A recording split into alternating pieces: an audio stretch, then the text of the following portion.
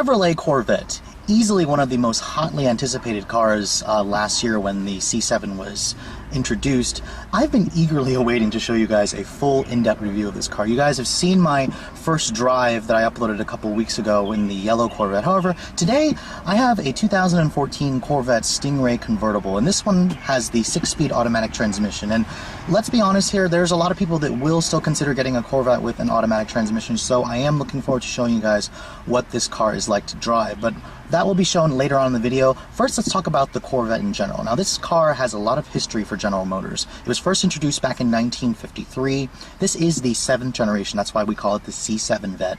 And when this car came out, it instantly was a hit with a lot of Corvette faithful and buyers who never really considered the Corvette. I'm previously one of those people. I never really was all that impressed with the styling, the interior quality of the Vet. However, when I laid my eyes on this thing at the New York Auto Show, I was just blown away. At the front, it's basically got the look of a Ferrari. In fact, a lot of people will end up mistaking this vehicle for a Ferrari, and it looks like 150 grand as opposed to the $70,000 price tag that my particular tester has. You can see the headlights of this vehicle. Every Corvette will have the LED daytime running lights. You have LED turn signals and HID headlights. Looking at the front of the car, it still has that low, wide stance. And it kind of gives the Corvette more of a supercar feel to it as opposed to just a sports car. I mean, this is definitely a class above a Mustang, a Camaro, a 350Z, stuff like that. Now, looking at the side profile of the vehicle, the Vet is a very low-slung sports car. It's about 177 inches long, about the size of your average compact car. The wheelbase is about 107 inches long, and the width of this thing is incredibly wide. It gives you that planted-to-the-road feel. It's about 74 inches wide. Now, looking at the back of the vehicle, this is probably the most controversial styling element. Chevy got rid of the traditional oval taillights in the back. However, you do have these LED taillights. I'm just not so sure I'm a fan of those black fins that extend down toward the taillights. Now, what I am a big fan of is the performance exhaust that my particular tester has. It literally sounds incredible, and you can actually change the pitch of the exhaust through this little controller knob on the interior. I'll show you guys the differences between the sound. It's just an incredible sounding vehicle. It also adds about 5 horsepower when you guys go for the performance exhaust. Now, every C7 Corvette actually comes in 3 trims, and they all have the Stingray badge. Chevy brought back the Stingray badge for the 7th generation Corvette, and it comes in either 1LT, 2LT, or 3LT. My particular tester is the 3LT. It also has a Z51 performance package. You can get that package on each trim level. It's about $4,000 to upgrade to that. My convertible is about $5,000 more than the coupe. I highly recommend the performance package, and I highly recommend at least a 2LT. That rolls in the head-up display, the fancier Bose sound system, the ventilated chairs. And a convertible like this, having ventilated seats, is a huge bonus. But overall, I'm really impressed with the styling of this car. It really does remind you of a Ferrari, and it gives the Corvette a new presence that the previous generations just never had. One of the biggest improvements of the all-new C7 Corvette happens to be its interior. Now, you guys have known I've shown you guys a C5 and a C6 Vet. Wasn't really impressed with the interior. However, they really have rectified that flaw for this all-new 7th generation. Now, looking at the interior, of course, it's very low to the ground, so you pretty much have to fall into the car, and you will have to get used to this view. And it's one of the reasons why I think the Corvette's more of a supercar in the way it feels, just because it's so low to the ground. You have this view of the hood. It reminds me of a supercar when you get in, as opposed to just a regular sports car. Now, here's the key for the vehicle. It's GM's traditional key. It's not like that nicer key that I showed you guys in the CTS V Sport, but nevertheless, to start the car, this one does have push button start. It's standard basically on every Corvette. So to start it, just put your foot on the brake and push the button to start the engine. And every time you start it up, you're going to hear that wonderful exhaust note from the quad outlet exhaust, and it sounds fantastic. Right now I have the vehicle in sport mode. That basically opens up a butterfly valve in the exhaust to make it sound even louder, and again, your neighbors will pretty much know every time you come and go in your Corvette. Now, looking at this interior, it actually reminds me of the C6 Corvette. Not a bad thing. Everything in here is very driver focused. It's centered around the driver, as it should be in a sports car / supercar like this. However, the materials really have just gone completely upmarket. You can see the entire freaking dashboard is leather stitched. It's all leather stitched, soft touch padded, even everywhere, the entire dash. If you look at the door panel, it's also the same soft touch material with leather stitching. Love the accent red stitching that matches the seats. The door panel here The armrest is padded. Of course, you have automatic up-down for the driver and front passenger window. It's kind of expected. This is just a two-seater. It has two doors. Now, looking at the center stack here, the Corvettes have never really been known for their technology, and the C7 really takes it up to a new level. I mean, this is basically the same Chevrolet MyLink head unit that you're going to see in other Chevy products. I've shown you guys that in the Silverado. Cadillac Q system is a little bit different. You can see the screen actually pops open, or it slides down to reveal a little storage compartment. It's not lit up in that blue LED like the CTS was, or like Cadillacs are, but I mean, they gotta say something for the Cadillac brand. You can see you have some faux carbon fiber trim here. One thing though I'm not really a fan of is this plastic here. It does feel a little bit cheap, but you know, the fit and finish in here is pretty solid. You do have some aluminum trim accenting here. If you notice, this car has actually two grab handles here for the passenger, because it pretty much knows the driver is going to be having fun while the passenger will be holding on for their lives. You guys have seen me do that with Rob when he was driving me around in that yellow Corvette. Now, the Chevrolet MyLink, it works pretty much like my Ford Touch. You have the home page here where you have audio, phone, navigation, weather, Pandora.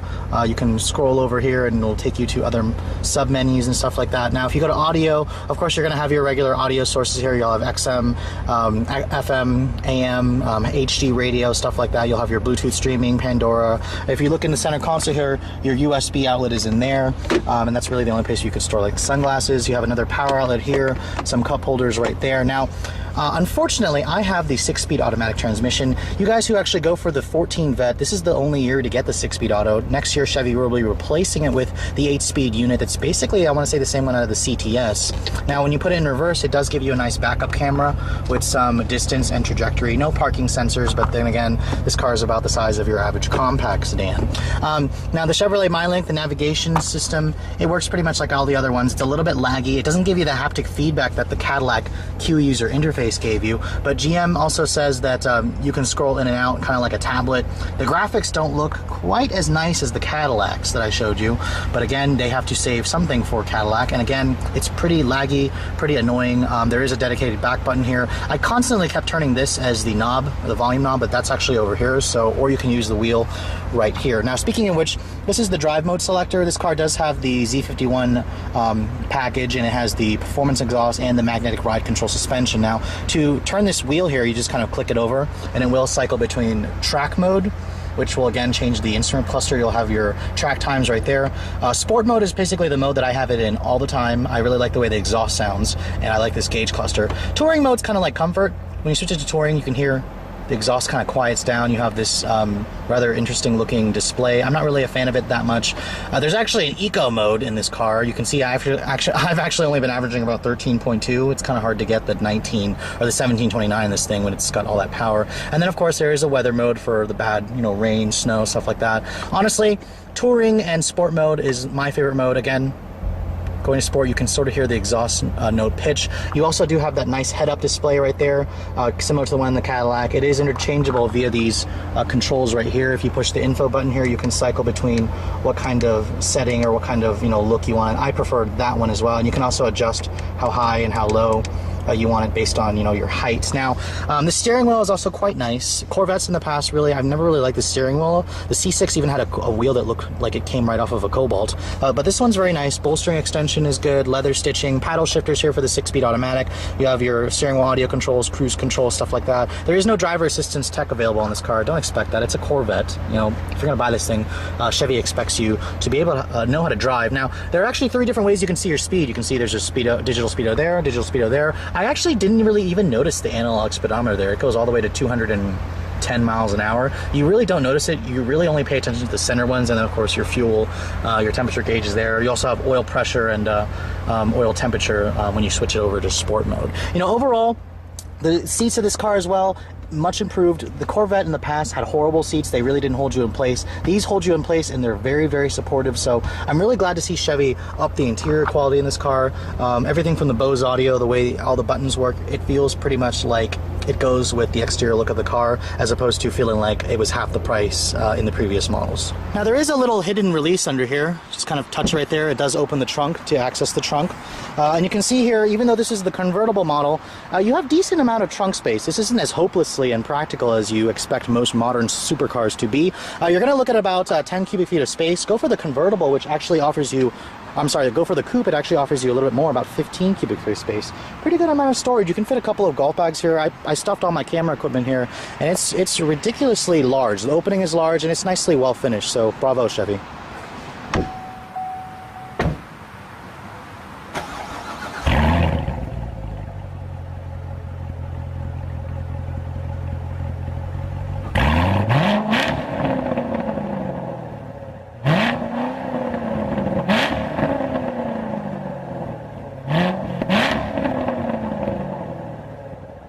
Coming to the heart and soul of every Corvette is when you lift up this slick clamshell style hood. And it's another element that adds to the supercar status quota, is the fact that the hood opens up like that. Every Corvette will have a V8 engine. They haven't luckily downsized to V6s with twin turbos or anything like that, although it would be interesting to see the CTS V-Sports 3.6 liter twin turbo V6 under this hood. However, you're going to find the familiar 6.2 liter V8. This is kind of an updated version from the C6 Vet's motor. It does have direct fuel injection, variable valve timing, and variable cylinder management. So this thing will essentially run on 4 cylinders to save fuel, which is how Chevy gets the great numbers.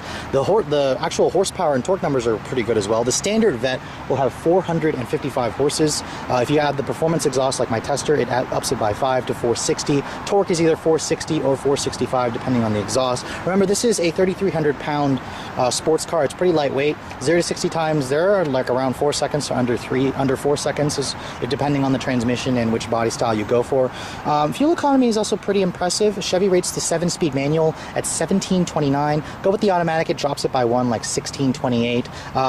There will be an 8-speed auto replacing the 6-speed auto, so expect fuel economy numbers to go up from that. I mean, overall, I'm going to get this thing on the road and show you guys how it drives. It's a phenomenal motor. It's a really great sounding motor. That performance exhaust is just amazing. I highly recommend going with that option, and it's probably the best feature. Still the best feature of the Vette is what's going on under the hood. Let's take a look at how it all works together. I'll admit, it's not every day that you get to drive around a brand new 2014 Corvette as your daily driver for a week, and I was eagerly anticipating this car, and I really was excited to show you guys. However, I was a little disappointed, in fact, when I saw that this was the automatic transmission. However, I'll keep an open mind because I have driven the Vette with the 7-speed manual. It's absolutely brilliant, but the 6-speed automatic is a transmission that really doesn't get much love. Chevy's actually replacing it with the 8-speed auto next year, so let's see how this car does performance-wise with the automatic.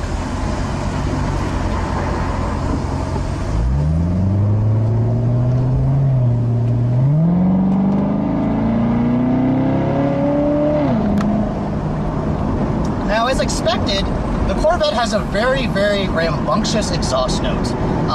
And it's actually exuberated even more when you put it in sport mode. I did have it in sport mode there, and you can hear the exhaust. It's incredibly loud, incredibly in your face, especially with the top down. Surprisingly, I've got the top down now. I'm going about 45 miles an hour, and there's not much noise in here. It's a little bit bumpy, but surprisingly, the ride quality in here is quite good. This is the same magnificent magnetic ride control that I had in that Cadillac CTS. And it's interesting because I had the CTS first, and then I started driving this car, and this car rides pretty much just like that Cadillac. So I'm really impressed with the ride quality of the C7 Corvette. Now, as an automatic transmission, this 6-speed automatic, it works just fine.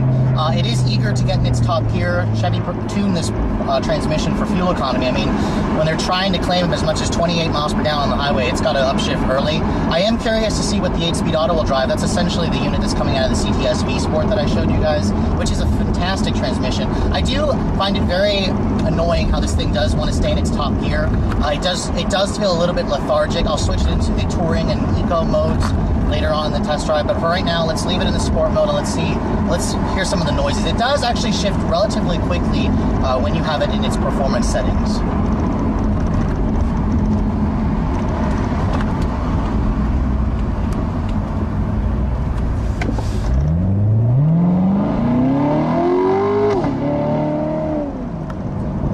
I love that little burble fart noise that the exhaust makes when it shifts gears. I mean, it will make that noise on a hard shift, and that's one of the wonderful aspects of this Corvette. It actually almost sounds kind of like a dual clutch when you get it like that.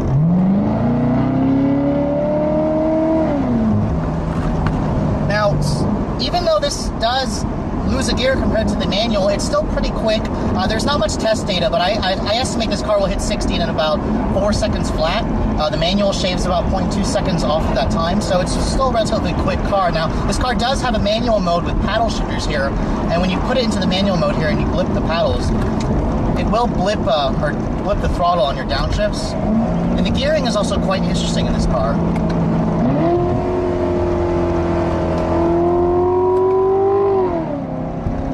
Sometimes I do feel a little bit of a rubber bandiness to it. I'm not really a fan when I am using the paddle shifters. And there's that nice little crackle from the exhaust when you get hard on the gas. And in terms of handling, Corvettes have always been a very good handling car. They can be a little bit of a handful. However, this C7 is quite impressive. The steering offers lots of feedback, especially in sport mode. I warn you guys, put it in Eco or Touring, the steering lightens up and it just feels awful. It feels so numb and devoid of feel. However, when you leave it in sport mode, which is what I leave it in most of the times, or all the time actually, it's just an incredible feeling steering. The suspension, very, very stiff. It stays very flat in corners. I mean, this is a car that you really want to take to the track. It deserves to go on a track, but you know, in everyday driving, it's an incredible, incredible feeling machine.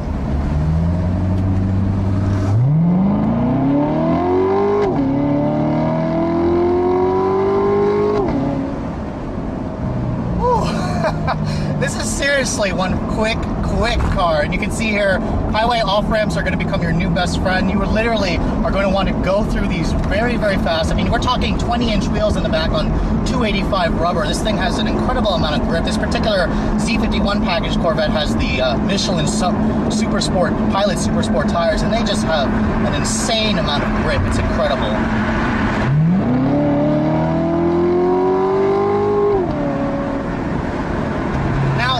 Again, that amazing ride quality in this car, the magnetic ride control suspension, it translates into a pretty comfortable ride. I have no problem taking this thing on the highway. The only thing you really have to deal with is just people staring at you, especially with this tester I have. It's red on red. People think it's a freaking Ferrari, and it gives you the presence of a supercar. I mean, when I'm sitting here behind the wheel, it feels like I'm in a supercar, not a sports car, just with how low it is to the ground. And in terms of driver assistance tech, the Corvette really doesn't have any. Don't expect to find it. This is a driver's car. You should know how to drive if you're gonna freaking drive this thing, and you're not gonna find stuff like blind spot monitoring, forward collision warning, anything like that, and that's okay with me. That truly is okay with me. Now, visibility in this thing is also really good, especially with the top down. You literally can see everything. However, I will warn you guys, you can't, when the top is up, be careful. You cannot see anything in terms of your blind spots. The mirrors are also pretty small. There's no blind spot monitoring. I kind of think it actually needs it when the top is up. You can hear there the exhaust, or the transmission actually did downshift for you, and that sound is just intoxicating. This car, driving this freaking car is just intoxicating, honestly.